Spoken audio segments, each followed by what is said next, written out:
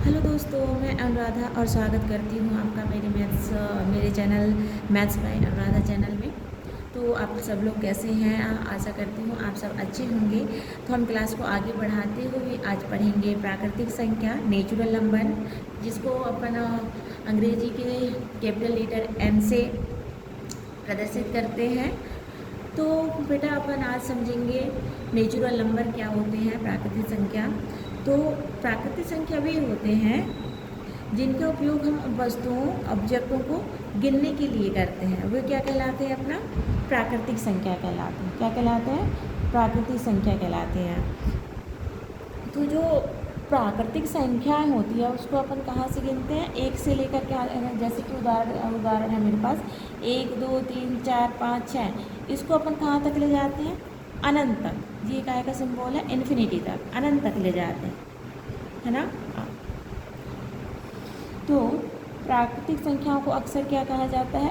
गिनती की संख्या कहा जाता है। क्यों कहा जाता है ऐसा?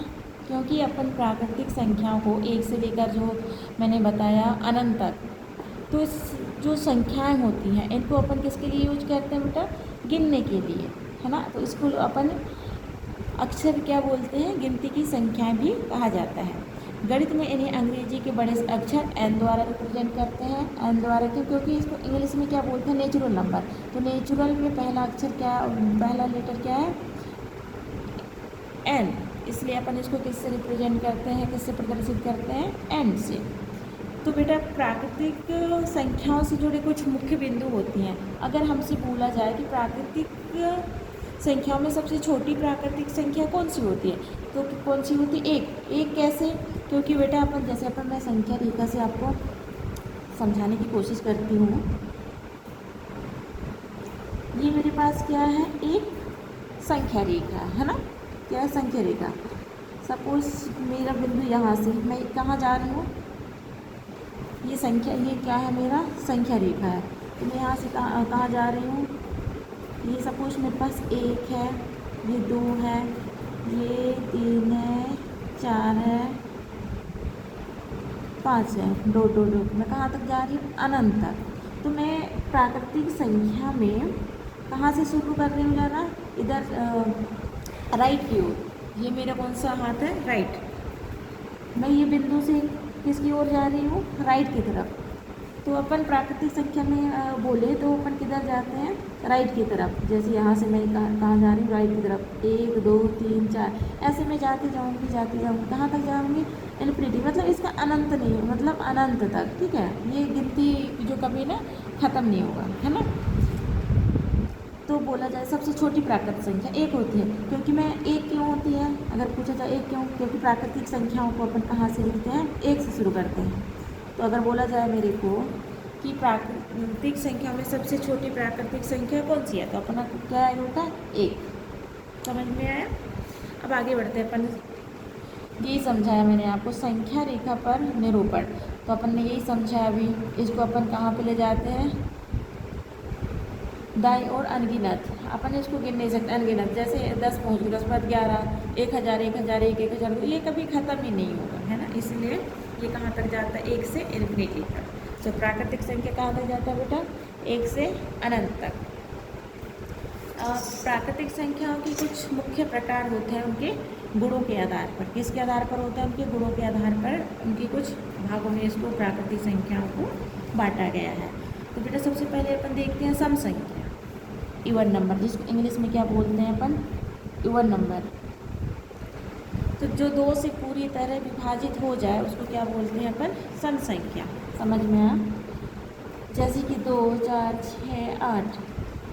और जो सम संख्या को अपन जैसे, अभी तो आपको थोड़ा सा प्रैक्टिस करना पड़ेगा, ऐसे देख के नहीं बता पाओगे।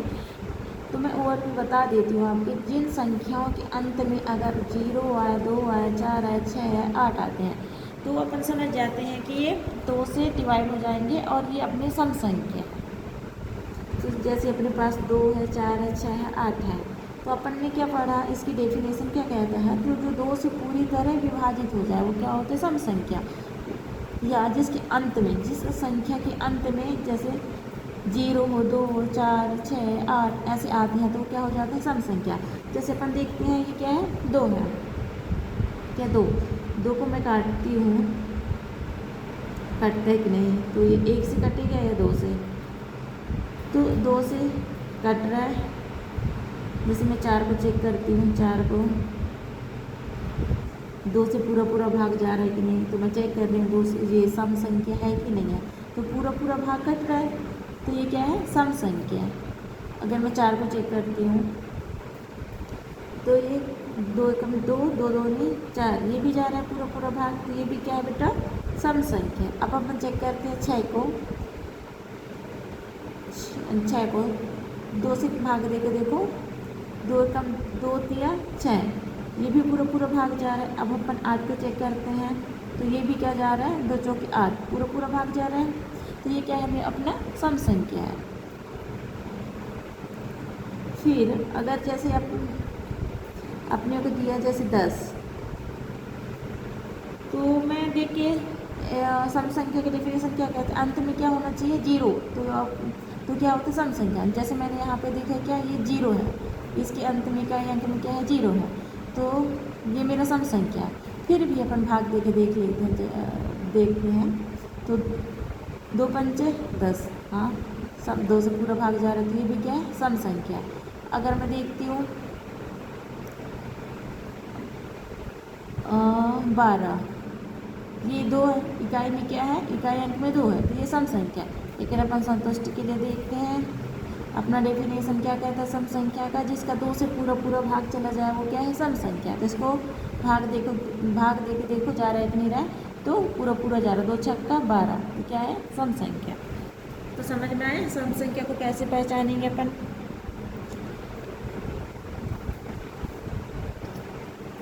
तो आगे आते हैं अपन विषम संख्या में, जो दो से विभाजित ना हो वो सम संख्या कहलाती है।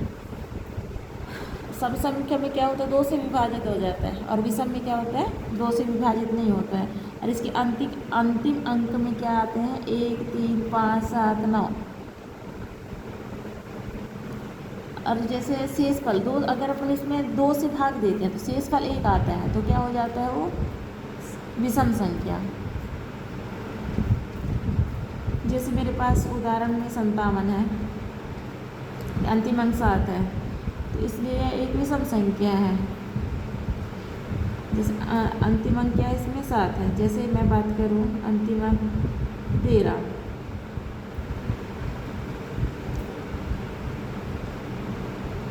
देखो भाग दे के देखते हैं अपन इसको, 2 से भाग देने पर हमेशा 1 शेष बचता है, तो अपन 2 से भाग दे के देखते हैं कितना शेष बचता है, 2 छक्का 12, कितना शेष पर बचा 12 के बाद 13, 1, तो ये विषम संख्या है। समझ में आया। एक आध उदाहरण और देखते हैं अपन। जैसे बेटा ये 17 है, 17 को मैं 2 से भाग दे के देखती हूँ, शेषफल 1 आना चाहिए, तो ये क्या विषम संख्या हो जाएगा। या तो अपन देख के समझ ही सकते हैं, जैसे अंत में 1 हो, 3 हो, 5, 7 या 9 हो, तो ये भी सम संख्या होते हैं। लेकिन अपन ऐसे भी समझ लेते हैं कि इसको भाग दे, जैसे नहीं पता, अपन भूल गए कि अंत में क्या आता है, तो अपन इसको 2 से भाग दे के देखेंगे, अगर शेषफल 1 बचता है तो वो क्या हो जाएगा विषम संख्या। 2 अट्ठे 16, कितना बचा 1, तो ये क्या होगा बेटा एक विषम संख्या। समझ में आया। अब जाते हैं अपन आगे की ओर और पढ़ेंगे भाज्य संख्या। भाज्य संख्या को इंग्लिश में क्या बोलते हैं बेटा कंपोजिट नंबर। क्या बोलते हैं कंपोजिट नंबर। तो कंपोजिट नंबर क्या होते हैं, वे प्राकृतिक संख्याएं होती हैं जिनके 2 से अधिक गुणनखंड होते हैं, है ना, वो क्या होते हैं भाज्य संख्याएं। इसका क्या होता है 2 से अधिक गुणनखंड होता है, तो ये क्या होता है अपन को गुणनखंड करके देखना है। जैसे 1 और स्वयं के अलावा किसी अन्य से भी पूरी तरह से इसमें विभाजित हो जाती है, तो वो क्या हो जाता है भाज्य संख्या। इसके जो मुख्य बिंदु की बात करूँ मैं अगर, तो सबसे छोटी भाज्य संख्या बोलेंगे तो क्या होगा 4। 4। इसके अलावा गुणनखंड 1 2 4 है। 4 के गुणनखंड कितने हैं? 1 2 4 है। संख्या ना तो भाज्य, एक जो संख्या है ना तो भाज्य है और ना ही अभाज्य है ना। अगर बोलती हूँ मैं 4 से गुणनखंड, तो आपको गुणनखंड ना आता होगा तो मैं बता दे रही हूँ। गुणनखंड ये होता है कि जैसे मेरे पास ये 4 है, 4 को मैं वो कर रही हूँ, इसके 4 किस किस से कट रहा है? तो 4 मेरा कट रहा है 1 से भी कट रहा है, 2 2 नहीं 4 2 से भी कट रहा है, 3 से तो नहीं कट रहा है, और 4 से भी कट रहा है। तो बेटा ये होता है गुणनखंड, जो जिससे कट रहा है ना, वो इसको क्या बोलते हैं अपन? गुणनखंड। तो एक बेटा एक ना तो भाज्य है और ना ही अभाज्य है। अगर मैं बात करूं 1 से 100 तक कुल कितने भाज्य संख्याएं होती हैं, तो इसमें 1 से 100 तक जो भाज्य संख्या होती है कुल, वो कितने हैं? 74 होते हैं। ठीक है, तो अपन इसको चेक करके देखते हैं। जैसे मेरे पास क्या है? 4 है, इसका गुणनखंड 1 2 या इसे 2 से मतलब भाज्य संख्या का जो गुणनखंड होता है वो क्या होता है? 2 से अधिक होता है, तो वो क्या होता है? भाज्य संख्या। जैसे 2 4 है, 4 किस किस से जा रहा है? 1 से भी, अरे 4 का तो ले ली हूँ एग्जाम्पल, फिर से बता दे रही हूँ। 1 से भी जा रहा है, 2 से भी जा रहा है और 4 से भी। मैं बात करती हूँ 6 से। 2 से ज़्यादा गुणनखंड है, कितने हैं? 1 2 3। अब मैं बात करती हूँ 6 का। 6 किस किस से जा रहा है? 1 से भी, 2 से भी, 3 से भी, है ना। 6 इतने ही जा रहा है। उसके बाद मैं बात करती हूँ 9। 9 किस किस से, किस किस का गुणनखंड है इसका? 1 है, 2 से तो जाएगा नहीं, 2। इसके बाद 3 से जा रहा है, 4 से तो जाएगा नहीं, 5 से भी नहीं जाएगा, और ये खुद 9 से कट रहा है जा रहा है। तो ये 2 से ज़्यादा आ रहे हैं इनके गुणनखंड, तो ये क्या है बेटा? भाज्य संख्या है। अपन अब पढ़ते हैं अभाज्य संख्या। अभाज्य संख्या को और किस नाम से जानते हैं? रूढ़ संख्या। किस नाम से जानते हैं? रूढ़ संख्या के नाम से जानते हैं। रूढ़ संख्या, अंग्रेजी में बोलते हैं इसको प्राइम नंबर। तो अभाज्य संख्या वो होती है बेटा जिसके कितने गुणनखंड होते हैं? जिसके केवल 2 गुणनखंड होते हैं। कौन कौन कौन सा? एक और स्वयं खुद की संख्या। क्या? एक और स्वयं खुद की संख्या। तो यहाँ पे इसका परिभाषा यही है कि अभाज्य संख्या वो है जो एक और खुद की संख्या से पूरी तरह विभाजित होती है। वो क्या होती है बेटा? अभाज्य संख्या। इसके केवल कितने गुणनखंड होते हैं? 2 होते हैं, एक और वो खुद की संख्या।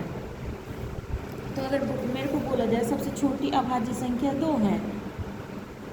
सबसे छोटी अभाज्य संख्या क्या है? 2 है। बेटा 2 के अलावा जो सम संख्याएं हैं सभी क्या होते हैं? भाज्य होते हैं। 2 ही एक ऐसी संख्या है जो अभाज्य है, और जो 2 कैसा है? सम है। ध्यान में रहे, जैसे अपन आगे पढ़े हैं कि एक ना तो भाज्य है और ना ही अभाज्य है। तो 2 सम संख्याओं में एक ही अभाज्य संख्या है, बाकी अभाज्य संख्याओं में विषम संख्या ही आते हैं, है ना। अगर मेरे से पूछा जाए, ज़्यादातर बेटा ये वाला क्वेश्चन रेलवे में एसएससी में पूछ लेते हैं डायरेक्ट कि 1 से 100 तक का कुल कितने अभाज्य संख्याएं हैं। तो 1 से 100 तक कुल कितने अभाज्य संख्या हैं? 25 हैं। आप गिन के भी देख सकते हैं, 25 अभाज्य संख्या होती है। और 1 से लेकर 50 तक अभाज्य संख्या बोले कितनी है? तो क्या कितना है? 15 है। और 50 से 100 तक अभाज्य संख्या कितनी है? तो 10 है। 15 प्लस 10 कितना हो गया? 25। इस तरह से अगर इस तरह से 1 से 100 तक 25 अभाज्य संख्या होती है ना। उसके बाद पढ़ते हैं अपन से अभाज्य संख्या। तो बेटा से अभाज्य संख्याओं को क्या बोलते हैं? को प्राइम नंबर। क्या बोलते हैं? को प्राइम नंबर। तो से अभाज्य संख्या क्या होती है? तो से अभाज्य संख्याएं वो होती हैं जिनका महत्तम समावर्त्य कितना होता है? 1 होता है। मतलब ऐसे समझे अपन, जो से अभाज्य संख्याएं हैं उसमें जो कॉमन होता है कुछ भी कॉमन ना हो। ऐसे होता है ना महत्तम समापवर्तन कैसे निकालते हैं अपन,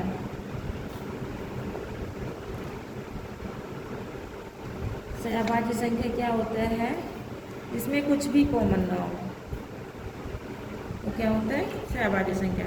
एग्जाम्पल जैसे मेरे पास क्या है 5 है, 5 और 4 का सहभाज्य संख्या है 1 होना चाहिए। तो अपन इसको देखते हैं ट्राई करके हो रहा है कि नहीं हो रहा है। मैंने पहले से लिख लिया एक्चुअली में यहाँ पे।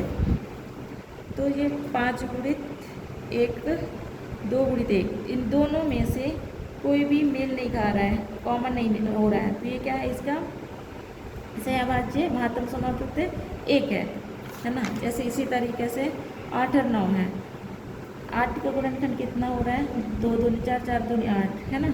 अपन 3 का निकालते हैं 3 इंटू 3, इन दोनों में से कुछ भी कॉमन नहीं है, इसका भी महत्तम समापवर्तन क्या निकल रहा है 1। तो ये क्या है बेटा सहअभाज्य संख्या है।